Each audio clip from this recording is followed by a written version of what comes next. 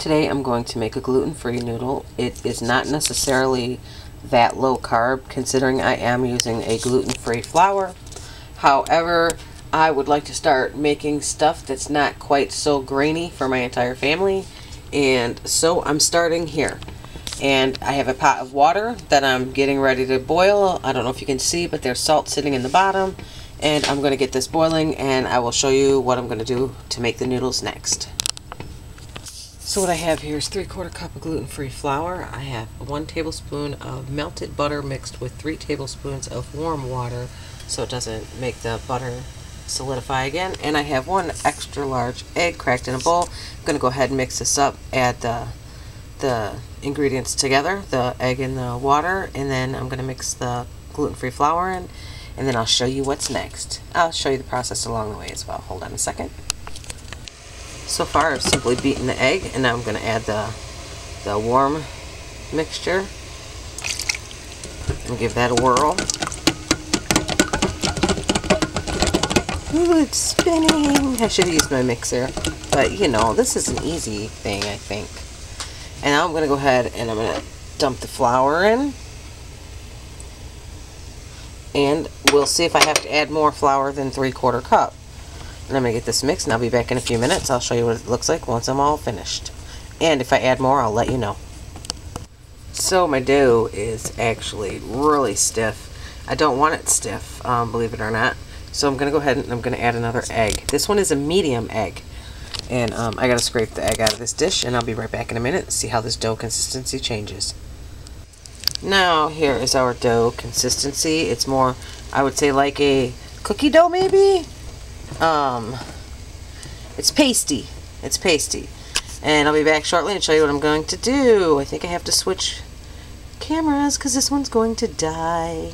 This is what I've done. I have put it in one of my Cake Boss icing bags. Cake Boss. They're nice and sturdy and strong.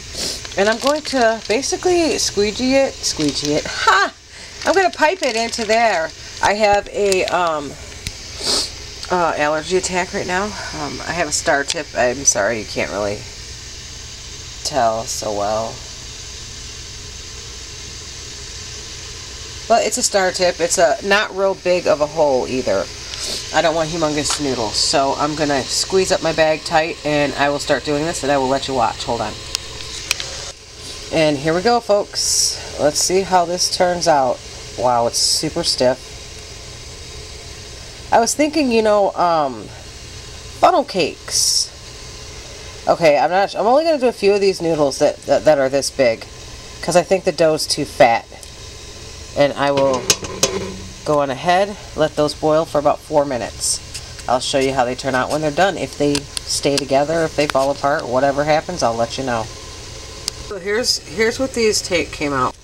So I have some of these thin babies cooking here, just for a minute or so. Not long at all, because they don't need to cook long. I'm going to go ahead and remove them, give them a transfer. They're just like noodles. I mean, again, these are not necessarily low carb, but split up between 2 people now, they can be less than 10 carbs. Alright, I'll be back shortly. And just to show you, these noodles are like fantabulous. It totally holds the shape that it was created in the water. You can bend it. Craziness, craziness. Alright, I'll be back in a minute. Okay guys, I want you to see these noodles because they are beautiful. The smaller ones are the better, to be quite honest. They are absolutely like noodles. They taste like top ramen, you know, ramen noodle. And I have a nice sized bowl that I have done numerous types of piping tips, and I'll show you when I'm done.